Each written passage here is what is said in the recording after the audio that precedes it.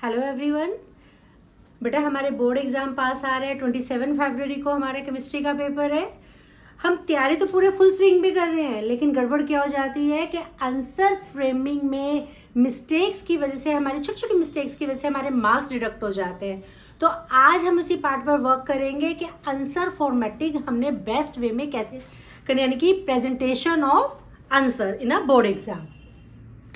Read question carefully. कई बार क्या होता है, हम फ्लो में आधा अधूरा क्वेश्चन हमने रीड किया, अच्छा ये तो वो वाला क्वेश्चन है जो हमने याद किया हुआ है, बिना हमने न्यूमेरिक वैल्यू क्रॉस चेक किए, बिना कुछ भी डाटा चेक किए, फ्लो में जो हमने पहले कोई उसी तरह का क्वेश्चन किया होता है उसी से। बट यहाँ पे क्या होता है कि कई बार क्या होता है, क्वेश्चन सेम होता है, सारा लैंग्वेज सेम होता है, टीचर्स क्या करते हैं, पेपर सेटर्स क्या करते हैं, उसकी न्यूमेरिक वैल्यू चेंज कर देते हैं। तो इसलिए please read the question carefully.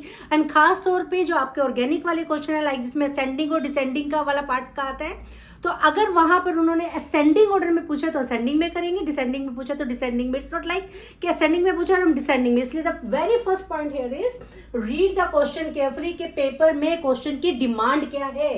Second, mention section appropriately. कई बार क्या करते हैं, सेक्शन ए में हम बी का कर दिया, सेक्शन सी में हमने ई वाला क्वेश्चन कर दिया, और इससे चेकिंग में बहुत फॉल्ट हो जाते हैं।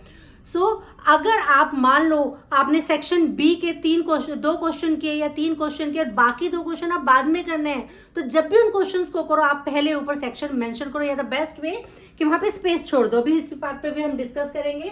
Then the third point, mention question number appropriately. जो भी आप क्वेश्चन कर रहे हो उसको मेंशन करो। Fourth, if it takes more than 3 to 5 minutes for a particular question then do it later on. कई बार क्या होता है, हम किसी क्वेश्चन में न्यूमेरिकल में अटक जाते हैं, स्टक हो जाते हैं वहां पे, या ऑर्गेनिक रिएक्शन या कन्वर्जन में मीन्स मुझे कन्वर्जन 2 स्टेप में करना है और वो 2 से ज्यादा स्टेप में जा रहे, तो क्या करना है, उस क्वेश्चन को वहीं का वहीं छोड़ दो, आगे वाले क्वेश्चंस पे वर्क करो। नहीं तो ये होगा उसकी वजह से बाकी क्वेश्चंस पे उसका इफेक्ट आएगा। तो इट्स बेटर कि अगर कहीं भी अटक जाओ पेपर में तो उस क्वेश्चन को वहीं का वहीं छोड़ दो और आगे की ओर आप प्रोसीड करो, बाद में उसको लेटर ऑन हम करेंगे। फिर if unable to attempt any question then leave a space and do it later on। कई बार क्या होता है, हम कोई क्वेश्चन हमें नहीं आ रहा होता है, तो हाँ उसके लिए क्या करो कि वहां पे आंसर शीट में पूरा एक ब्लैंक शीट पे क्वेश्चन नंबर लिख दो, उस पूरी एक शीट को उसके लिए छोड़ दो।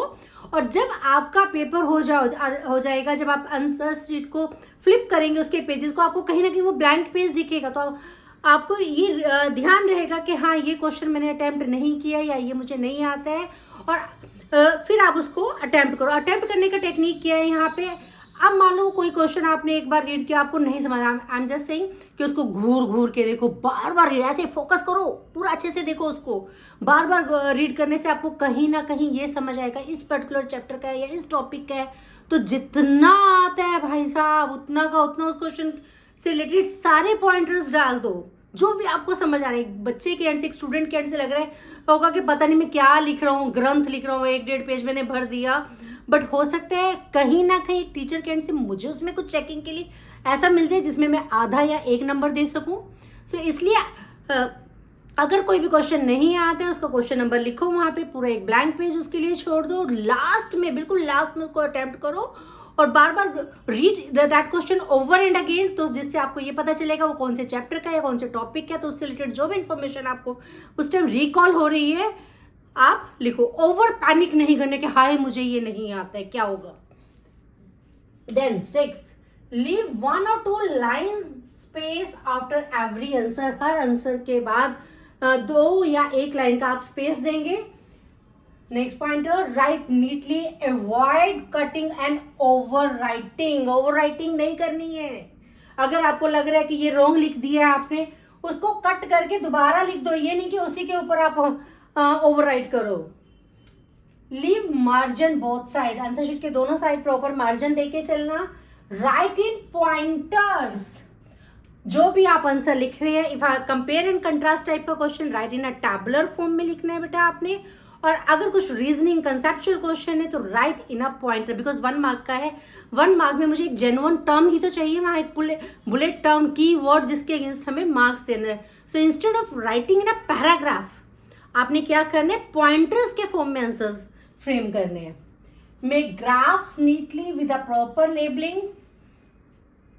Next, do numerical in a proper format. आप फॉर्मेट समझो, सपोज 3 मार्क का क्वेश्चन है, 1 mark is for a formula लिख दिया हमने, another 1 mark is for placing the value in the calculation, the rest of the 1 mark is for the answer. इसमें कई बार क्या होता है, यूनिट ना लिखने की वजह से आपका हाफ मार्क का डिडक्शन हो जाता है। तो प्लीज इस बात पे ध्यान रखिएगा, यूनिट लिखना मैंडेटरी है। और जितना भी डेटा होगा ना बेटा, सारा कलेक्टिवली एक जगह ला के कैलकुलेशन करें। इट्स नॉट लाइक कि छोटी छोटी कैलकुलेशन कर रहे हो, जो पूछा गया वहां पे ला के सारी वैल्यूज को फिर आप रिड्यूस्ड फॉर्म में करो। Then the last and the most important, highlight key terms with pencil. जब आपका पेपर कंप्लीट हो जाए तो जितने भी आपको बुलेट टर्म्स हैं, पावर वर्ड्स हैं, उनको हाईलाइट करो। All the best for your exam.